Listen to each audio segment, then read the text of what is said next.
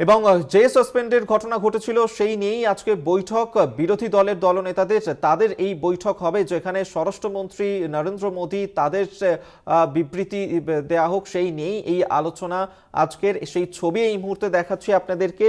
এবং যেখানে এই সংসদে যেভাবে সংসদদের সাসপেন্ড করা হয়েছে সেই নিয়ে বিরোধী জোটের দলনেতাদের বৈঠক এই মুহূর্তে চলছে। সংসদে হানার ঘটনায় স্বরাষ্ট্রমন্ত্রীর বিবৃতি দাবি করছেন তারা। এই ইস্যুতেই 92 জন বিরোধী সাংসদকে সাসপেন্ড করা হয় এবং তারপর আজকের এই বৈঠক চলছে যেখানে বিরোধী জোটের দলনেতারা তারা এই মুহূর্তে উপস্থিত রয়েছেন সেখানে। সেই বৈঠকের ছবি আপনাদের সামনে আমরা তুলে ধরছি। দেখতে পাচ্ছেন সেই ছবি যেখানে এই বৈঠক এখনো পর্যন্ত চলছে। যেভাবে 92 জন সাংসদ তাদেরকে সাসপেন্ড করা হয়েছে সেই ঘটনাতে সংসদে হানার ঘটনায় স্বরাষ্ট্রমন্ত্রীর বিবৃতি দাবি করার পরেই তাদের সাসপেন্ড করা হয় এবং আজকে সেই ইস্যু নিয়েও এই বৈঠকে আলোচনা করা হয় যেখানে বিরোধী জোটের দলনেতারা তারা এখানে সামিল হয়েছেন। সেই ছবি এই মুহূর্তে দেখছেন। দিল্লিতে এই বৈঠক চলছে।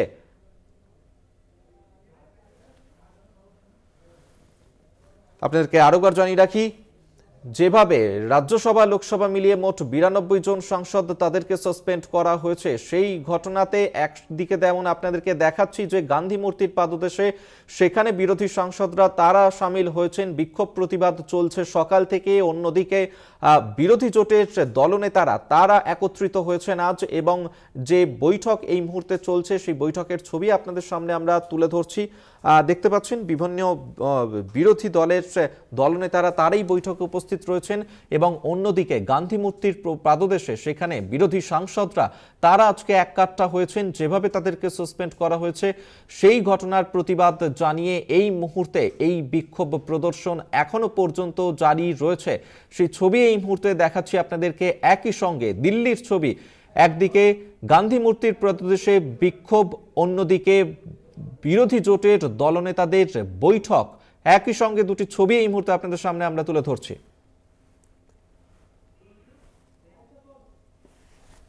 আপনাদেরকে আরেকবার জানিয়ে রাখবো, গতকাল ওয়েলে নেমে যেভাবে স্বরাষ্ট্রমন্ত্রীর বিবৃতির দাবি করে তারা প্রতিবাদ জানিয়েছিলেন সেই কারণেই বিরোধী দলের সাংসদদেরকে সাসপেন্ড করা হয়।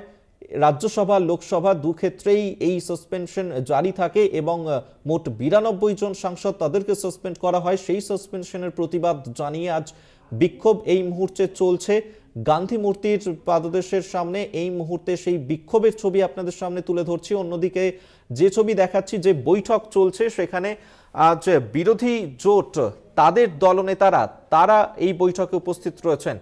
দেবজ্যোতি ঘোষ এই মুহূর্তে আমাদের সঙ্গে টেলিফোনে রয়েছেন, বিশেষ প্রতিনিধি। দেবজ্যোতি, একদিকে যেমন বিরোধী জোটের দলনেতারা তারা আজকের এই বৈঠকে সামিল হয়েছেন, অন্যদিকে সাসপেনশনের প্রতিবাদে চলছে বিক্ষোভ। কি পরিস্থিতি এই মুহূর্তে সব মিলিয়ে দিল্লিতে? যে ঘটনা ঘটেছে তাতে কিন্তু দেশের রাজনীতি তোলপাড়। সেই জায়গাতে আজকে তৃণমূল কংগ্রেসের পক্ষ থেকে যেমন প্রতিবাদ হচ্ছে গান্ধী মূর্তির পাদদেশে দিল্লি, তেমনি কিন্তু অন্য রাজনৈতিক দলগুলো কিন্তু তৃণমূল কংগ্রেসের পাশে দাঁড়িয়েছেন এবং যেভাবে একদিনে এতজন সাংসদকে সাসপেন্ড করা হয়েছে তা নিয়ে কিন্তু দেশের রাজনীতি তোলপাড় হচ্ছে। এবং যদিও বিরোধীরা বলছেন বিশেষ কোনো বিলকে পাস করানোর জন্যই কেন্দ্রীয় সরকারের পক্ষ থেকে এই উদ্যোগ নেওয়া হয়েছে এবং তাকে লোকসভা এবং রাজ্যসভাকে ব্যবহার করা হচ্ছে। তবে আজকে ইন্ডিয়া জোটের বৈঠক অত্যন্ত রাজনৈতিকভাবে তাৎপর্যপূর্ণ, কারণ সেখানে সমস্ত বিজেপি রাজনৈতিক দলগুলি 2024-এর লোকসভা নির্বাচনের আগে তাদের রণকৌশল ঠিক করবেন, যা অত্যন্ত তাৎপর্যপূর্ণ। কারণ তৃণমূল নেত্রী মমতা বন্দ্যোপাধ্যায় ইতিমধ্যেই তিনি দিল্লি পৌঁছেছেন। আজকে তৃতীয় দিনের সফরে তার আজকে ইন্ডিয়া জোটের বৈঠক, সেখানে উপস্থিত থাকবেন অভিষেক বন্দ্যোপাধ্যায় এবং আগামীকাল প্রধানমন্ত্রীর সঙ্গে দেখা করবেন এ রাজ্যের মুখ্যমন্ত্রী মমতা বন্দ্যোপাধ্যায়। সেই দিক থেকে দিল্লির রাজনীতি অত্যন্ত উত্তাপ ছড়িয়েছে, কারণ আজকের বৈঠকের দিকে সমস্ত রাজনৈতিক দলই তাকিয়ে রয়েছে এবং ইতিমধ্যেই এতজন সাংসদকে একসঙ্গে সাসপেন্ডের প্রতিবাদে দিল্লিতে গান্ধী মূর্তির সামনে অবস্থান চলছে, যা অত্যন্ত তাৎপর্যপূর্ণ। কারণ সমস্ত রাজনৈতিক দলগুলি বিজেপি তারা কিন্তু একজোট হয়ে লোকসভা নির্বাচনে লড়াইয়ে যে যেতে চায় তা নিয়ে কিন্তু আজকের বার্তা কিন্তু পরিষ্কার দিল্লির রাজনীতিতে।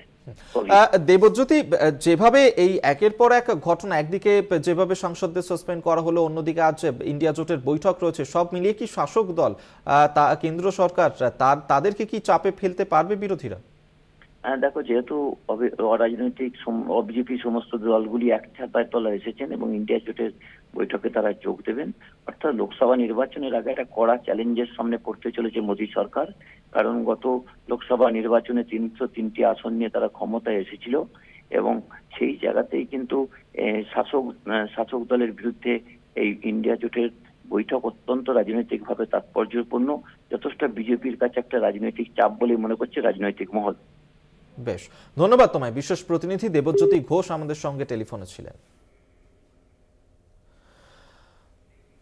আপনাদেরকে একই সঙ্গে দুটি ছবি এই মুহূর্তে দেখাচ্ছে। একদিকে সাসপেনশনের প্রতিবাদ জানিয়ে চলছে বিক্ষোভ গান্ধী মূর্তির সামনে, অন্যদিকে বিরোধী জোটের দলনেতারা তারা বৈঠকে সামিল হয়েছেন। একই সঙ্গে দুটি ছবি এই মুহূর্তে আপনাদের সামনে রাখছি।